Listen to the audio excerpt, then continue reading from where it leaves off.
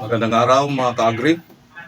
Welcome sa programang Una Magsasaka sa Mauswag na Agrikultura. Ang inyong programang pang-agrikultura na nagbibigay kaalaman, inspirasyon at impormasyon sa ating probinsya. Tayo ay may espesyal na paksa ngayong araw, kabataan sa agrikultura. Ang papel ng 4-H Club sa Sorsogon. Ako po si Joe Abdal, ang inyong host. Ngayong araw, pag-uusapan natin ang isang napakahalagang organisasyon na patuloy na humubog sa ating mga kabataan upang maging mas mahusay na leader, agripreneur at epektibong bahagi ng komunidad, ang 4-H Club. Ang sektor po ng agrikultura ay hindi lamang para sa mga nakakatanda, kundi para rin sa kabataan. And it is a common knowledge na ang ating mga magsasaka ay tumatanda na. Sa pamamagitan ng 4-H Club, maraming kabataan sa Sorsogon ang natututo ng tamang kaalaman sa pagsasaka, pagninegosyo at pagpapaunlad ng agrikultura sa kanilang mga komunidad. Sa pamamagitan nito ay makasisiguro tayo na may bagong henerasyon na magtataguyod at magpapatuloy ng sektor ng agrikultura sa ating probinsya.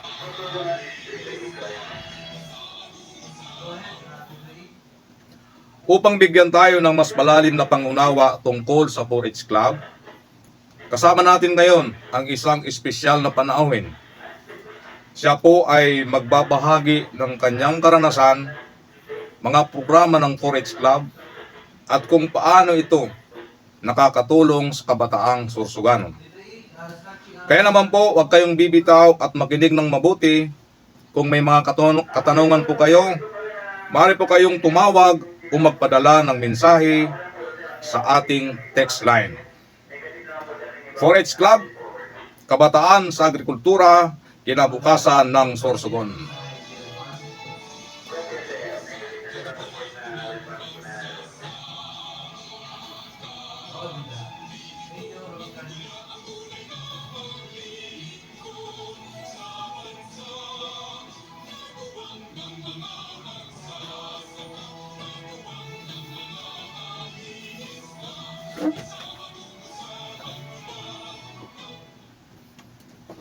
Kasama natin ngayon ang Provincial 4-H Federation President na si Ginoong David Din Guarte upang ipamahagi kung paano nahuhubog ng 4-H ang kabataan tungo sa mas produktibong kinabukasan.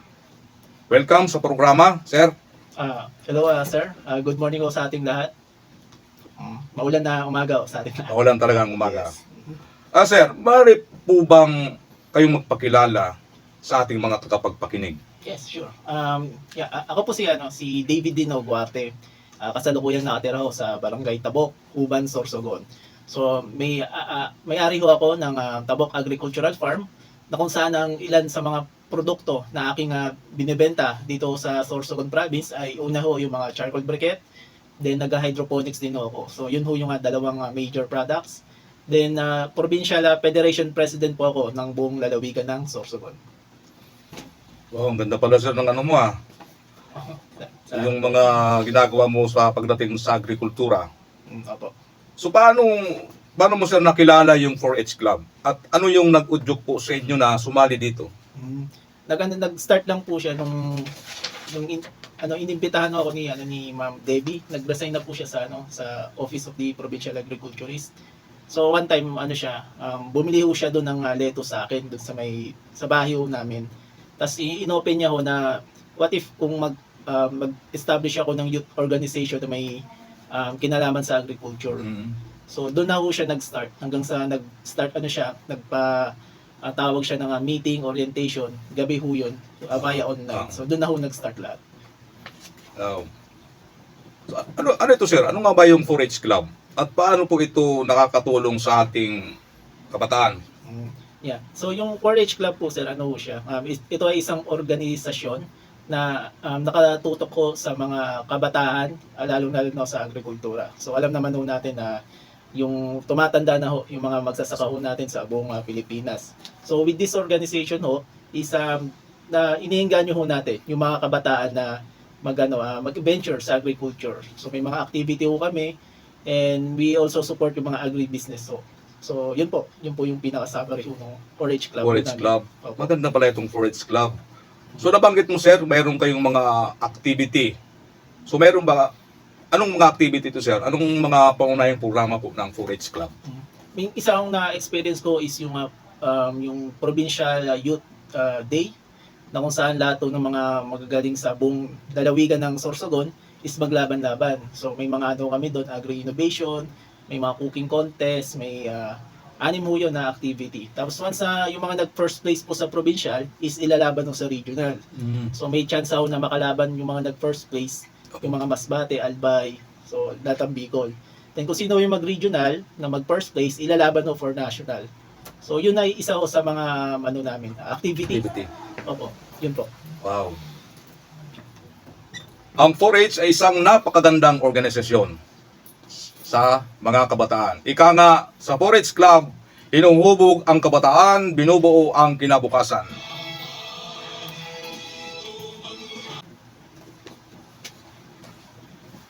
Paano naman po natin sir matutulungan yung mga kabataan? Lalo na yung mga interesadong sumali o pumasok po sa 4-H Club. Okay. So sa mga kabataan na gustong sumali ho sa 4-H Club ay welcome mo silang pumunta sa Office of the Provincial Agriculturist. Dito lang ho yun sa Capitol. So doon i-asikasuin ho kayo ni Ma'am Jennifer Miranda na i-coordinate ho kayo sa coordinator ng munisipyo ng inyong bayan. Halimbawa sa Huban, Kubat, Bulan. So yun, i-assist ho kayo for registration. Then yun, puro mga mga bata ko. Yung makakasalamuhan nyo, kasama na rin ho ako doon. Maliban po sir sa probinsya, sa munisipyo pwede rin po. Pwede rin ho. Ang gagawin ho ng munisipyo is kumbaga alalayan ho kayo magpa-register. Yun po ang niya, ang role ho nila. Mari po bang magbahagi kayo sir ng mga kwento, mga success na story nyo bilang isang membro ng 4-H Club. Tapos ano ba yung mga kompetisyon na sinalihan na at paano po ito nakakatulong sa inyo bilang agripreneur? Okay.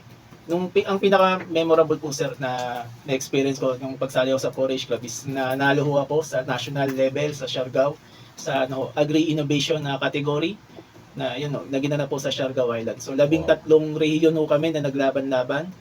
So yun, siya parang intense kasi magagaling din ho yung mga representative po ng ibang region. So I think yun ho yung ko talaga, the best na memory na experience ko dito sa 4-H Club dahil sa competition. Wow, ang galing na sir. Tapos sir, ano naman po yung mga naging maliban po dun sa mga kwento yung success story nyo, ano yung pinakamalaking tagumpay po ng 4-H Club dito sa probinsya natin sa Sorsogon sa mga nagkarang taon? As far as I know, may nanalo na rin ho sa meron dito sa Magallanes. Hindi ko na ho sure yung kasi hindi ko na ho siya naabutan. So may nag-first place din ho yun. Then may mga rin po tayo. May mga nare-recruit na rin ho tayo na mga kabataan. So yun, para na rin ho tayo. Parating na rin ho tayo doon. And yeah. Malapit na. Malapit na. So kabataang 4-H, may kasanayan, may kinabukasan. Sa pamamagitan ng mga kwentong tagumpay ng ating mga membro, kitang-kita ang epekto ng 4-H sa kanilang buhay, sa kanilang mga komunidad at sektor ng agrikultura. Pagdating naman sir sa mga opportunities dito sa ating mga kabataan, although nabanggit mo na yung mga training, meron ba itong mga scholarship o pangkabuhayan programs, livelihood, limbawa, ang maaaring makuha ng isang membro ng 4-H? Opo sir, meron ho isa po yan sa mga benefits pag sumali ako sa 4-H Club. Katulad doon ng mga kaibigan ko dun sa Cam Norte, pinadala ho siya sa Taiwan. Then after nung I think 6 months po ata yung parang on OJT or training doon sa Taiwan, sa farming din ho yun. Pagbalik niya ho sa Pilipinas, binigyan ho siya ng financial grant na I think 50,000 ho ata yun. para mag-venture siya ho dun sa agribusiness. So kung ano natutunan niya ho sa Taiwan, i-apply niya ho I-apply dito. niya. Then may ano po siya, may grant pa ho siya to start a business. So yung isang member ng 4-H Club, hindi lang pala dito sa Pilipinas o hindi lang pala dito sa probinsya ng Sorsogon, kundi nakakaabot pa sila ng ibang bansa. Binanggit mo sir yung Thailand, Taiwan po. Taiwan. Na kung saan po binibigyan po sila ng mga kaalaman para po magamit nila pagbalik po sa kanilang probinsya. Napakaganda. So ano naman sir ang nagiging papel ng 4-H Club sa pagsuporta sa agribusiness at entrepreneurship po ng kabataan? Sa experience ko, sir, since nung nanalo ako sa Agri Innovation. By the way, ang pinresent ko pala sa Siargao is yung Coco Tanglad Briquette. So, ibig sabihin nun, yung briquette ho, is hinaluan ko siya ng tanglad. So, Wow. kapag gagamitin nyo siya, is Mhm. magiging mas malasa yung inihaw na yung pagkain, provided natatakpan nyo o ikukulong nyo yung usok. So, yun yung nagpanalo sa akin. So, regarding with that, yung page ko ng ATI Bicol, pinopromote nila yung product ko ho. So nagkakaroon ako ng free parang advertisement dun via Facebook page nila. So ayun, may mga may mga nag-i-inquire naman kahit papaano dun sa pinopost nila. Yun po. Wow, maganda pala yung yung tanglad na dapat talaga tatakipan mo para yung lasa niya pumasok dun sa loob ng niluluto mo. Oo po, sir. So ano yung sir? Meron kang technique o ano ba yung paraan mo para mahikayat mo yung mga kabataan natin na sumali sa club na ito, sa 4-H? I think dapat yung magsasalita doon sa harap ng mga kabataan is andun na mismo, nanggaling na ho siya mismo doon sa sa parang may experience na ho siya. Kumbaga ikukwento na lang ho nun nung magsasalita kung ano yung personal na experience niya sa 4-H Club. Kasi mahirap po na mag-iengganyo ka tapos wala ka namang parang hindi nyo naman na ranasan kung ano subali. So in other words, dapat may experience talaga para makahikaya tayo ng kabataan. Tapos kabisado mo yung mission o vision ng 4-H, di ba? Tapos napakaganda pag naghihikayat tayo, kailangan meron kang yung success story. Yan. Ano ba yung accomplish na natin na pwede nating ipagmamalaki? Parang gano'n, no, sir? Tama po, sir. Ang 4-H ay isang tulay tungo sa mas marami pang oportunidad para sa ating kabataan. Mga programa na magdadala sa kanila sa mga landas ng tagumpay at kaunlaran sa sektor ng agrikultura. Bago po tayo magpatuloy sa ating talakayan, let's take a quick break. Huwag po kayong aalis para sa importanteng mensahe.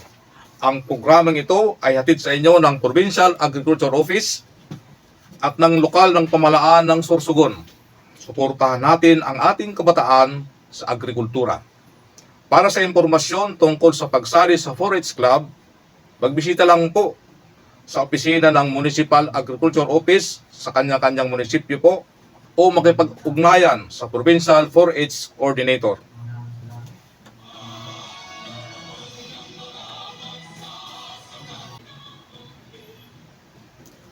Sa ngayon naman po, yung usapan natin tungkol dun sa darating na panahon na plano.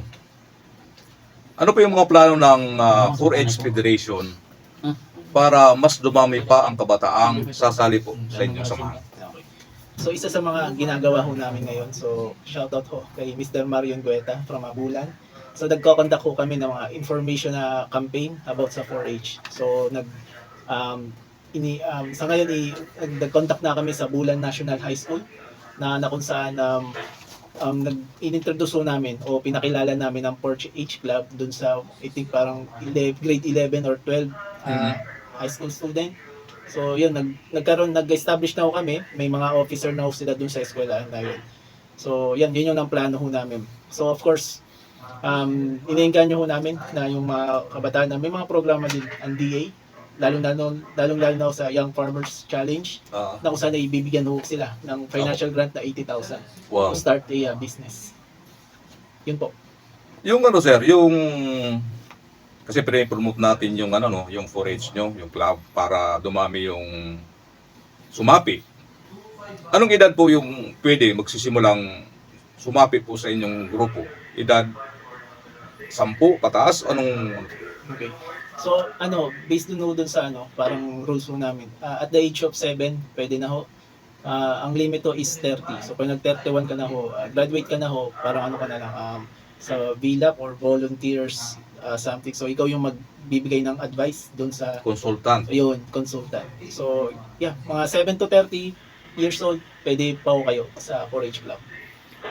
Yun, narinig naman natin po pwede pong sumapi sa 4-H Club.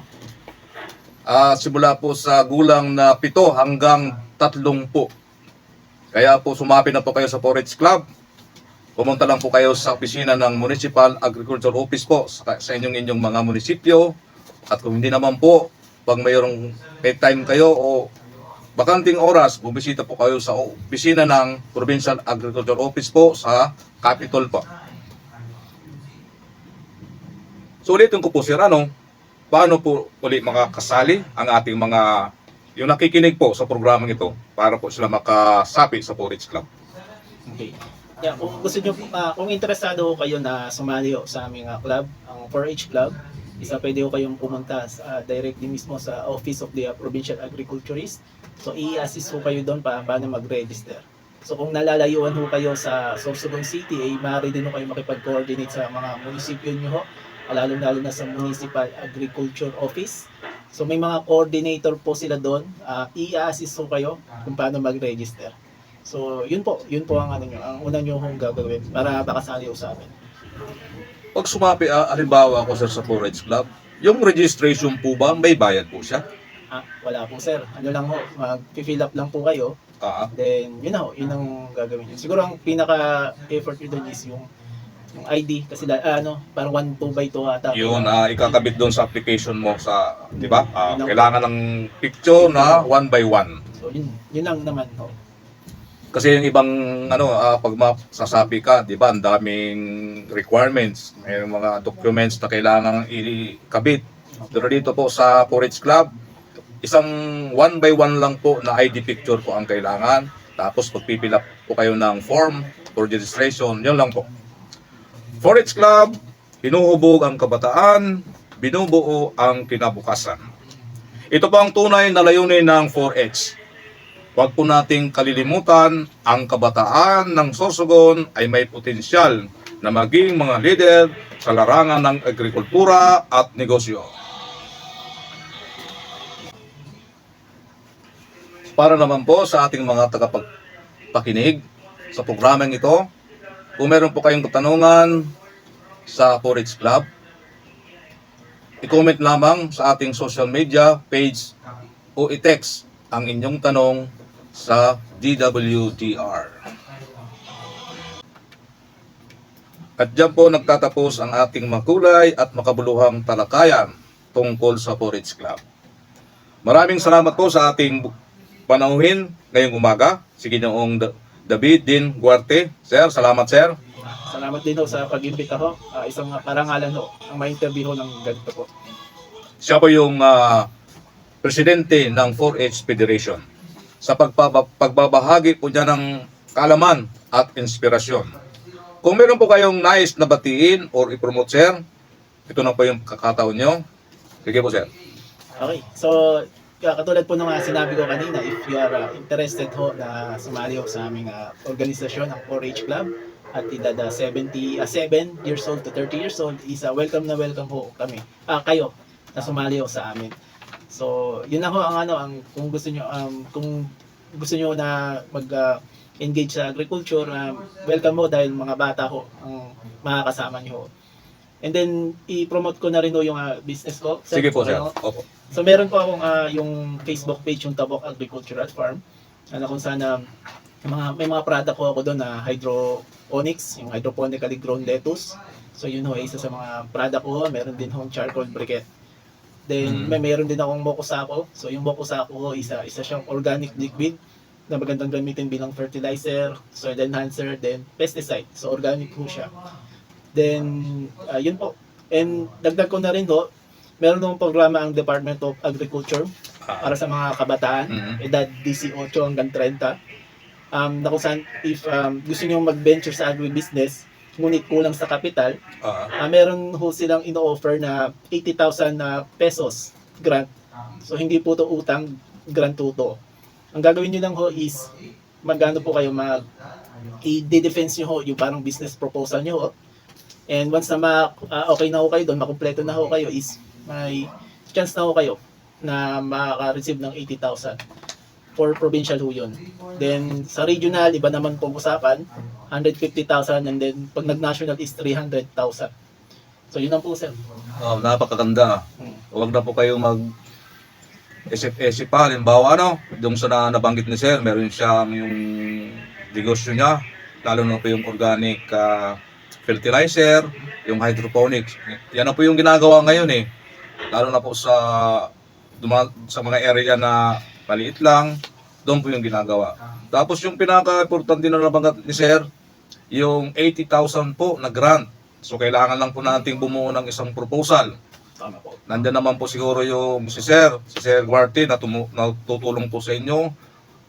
Pwede po kayo magpatulong sa opisina po ng Municipal Agriculture Office para po ma-enhance yung proposal nyo, kung ano po yung kakulangan. Nakahanda naman po silang sigurong tumulong. Pwede naman po sa opisina po ng Provincial Agriculture Office. Ano po? So wag na po magatubali at tubili. Kung gusto nyo pong sumapi sa Forage Club, ito na po yung pagkakataon na sumapi po kayo. Sa muli po, ako po si Joe Abdal, taos pusong nagpapasalamat sa inyong pakikinig. Abangan ang susunod nating episode dito sa Una ang Magsasaka sa Mauswag na Agrikultura, kung saan lagi tayong naghahatid ng impormasyon at inspirasyon para sa ating bayan. Hanggang sa muli po, mga ka-agri. Dahil dito sa Forage Club, mga kabataan sa agrikultura, kinabukasan ng Sorsogon.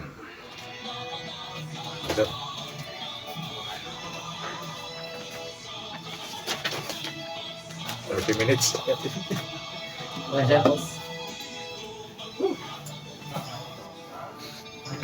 Meron pala mag-uli dito. Okay na ito, sir. Pasok na, babay na lang. Post na lang. Paano ko lang sa atis na ano ko na ako. Musikan ko lang sa mga kanmuhan na yun. Sa alas 10. Yung mga